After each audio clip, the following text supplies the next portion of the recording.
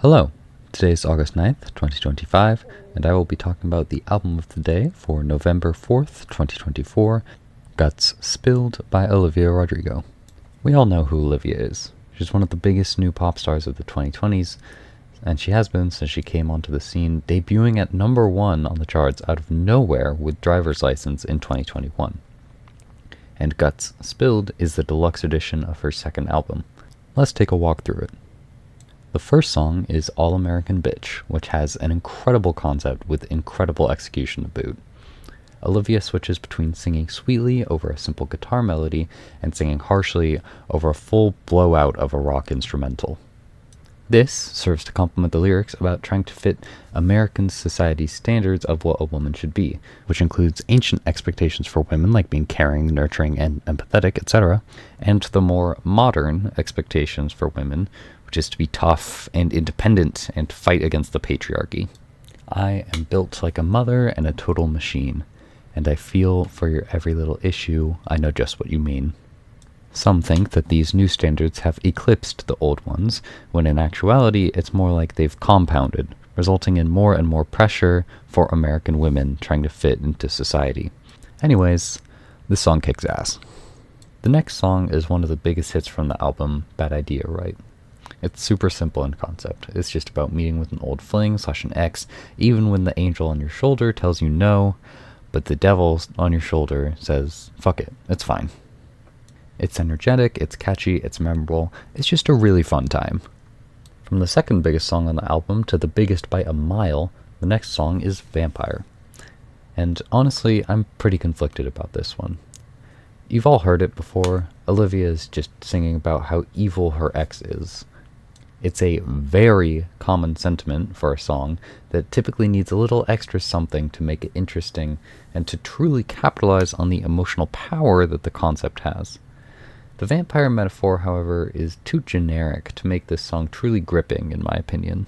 What does aid the song, though, is the tempo. Most breakup songs or other high-emotion song concepts have pretty low tempo, so making a breakup song that actually goes fast does help it to stand out.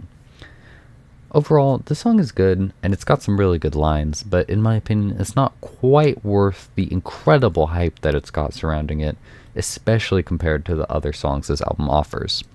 The song Lacey is up next, and it's a pretty simple acoustic-type ballad about a fictional girl that represents the flaws Olivia sees in herself in comparison to other girls. She knows it's not good to compare herself to Lacey, but she does so anyways. Quote, I despise my rotten mind and how much it worships you. The song was originally a poem she wrote, and so there's lots of clever lines, and it sounds pretty. There's not much more you can ask for, really. Next up is Ballad of a Homeschooled Girl. It's a pretty self-explanatory title, and the song goes back to the bad idea right energy, which I love. And the concept is just about missing cues and feeling otherwise socially inadequate, which she attributes to her being homeschooled. Also, the ending of the song is just completely perfect. Quote, thought your mom was your wife, called you the wrong name twice, can't think of a third line. I mean, come on. It's great.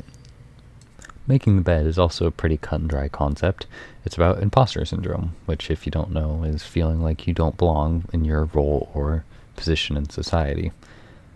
But I can never focus entirely on this song because all I can think about when I hear it is how it sounds almost exactly the same as Falling by Harry Styles. I've thought it, and I just can't unthink it now. Logical comes afterwards on the track list, and to be honest, I'm not a huge fan of this one. It feels more like a song from Sour rather than one from Guts. The concept of putting lines like change in you is possible amongst a bunch of blatant lies is a pretty amateurish concept for a song, if you ask me. It doesn't sound bad, don't get me wrong. It's really hard to do that with Olivia's vocals, but it sort of feels like if someone who doesn't listen to Olivia Rodrigo was asked to make an Olivia Rodrigo song. Get Him Back is a cute and simple song built around the central double entendre in the title, because get him back in this song means to take revenge, but also to make amends. The chorus is a little lackluster in my opinion, but the verses and bridge are really clever to make up for it. A much stronger chorus can be found on the next track, Love's Embarrassing. In addition, this song gains a lot of strength from the anger and bluntness of the lyrics. And I'd explain the concept of the song to you, but honestly, it's all in the title again. One thing I've seen people do is take songs from this album and draw comparisons to similar sounding songs on Sour. Most people, when they do this, say that Vampire is this album's Driver's License, but those people are wrong. Driver's License and The Grudge are so incredibly similar that it hurts. And I mean, I like Driver's License, but I'm not crazy about it. And same goes for this song. If the intro track, All American Bitch, was mostly about living up to America's behavioral standards for women, then Pretty Isn't Pretty is about America's beauty standards. The song concept has been done before, but I don't really want to harp on a song primarily meant to just bring solace to teenage girls. It's perfectly fine for what it is. Speaking of appealing to teenagers, the next song is Teenage Dream, which I was initially going to criticize for being a little bit too specific to Olivia, because she sings about being a child star, but as the song goes on, there's a lot of stuff that gets put in there for other people about the pressures of growing up. Starting off the Spilled songs is Obsessed, which is returning to the pop punk / pop rock sound that I love so much on this album. This one is tons of fun, plain and simple. When your partner has an ex, you can't help but be a little bit curious, and maybe just a little bit envious. You mean you dated a person before me? Why'd you date them? Why didn't you date me before me? What do they have that I don't? Anyways, on the next song, Girl I've Always Been, I got a lot of Sabrina Carpenter vibes from this one, even down to it being randomly country inspired by like some of the songs on Short and Sweet. And fittingly enough, this song is only 2 minutes long. So there you go, short and sweet. Scared of My Guitar is a pretty novel song concept. Olivia feels that she can't hide her vulnerability in her music like she can in her relationship. Sound-wise, though, there's not much to say. It's a guitar ballad, exactly like you'd expect. Stranger is about how odd it can feel being single after being in a relationship for such a long time. You get so used to spending your time with someone else that being alone can end up a bit shocking.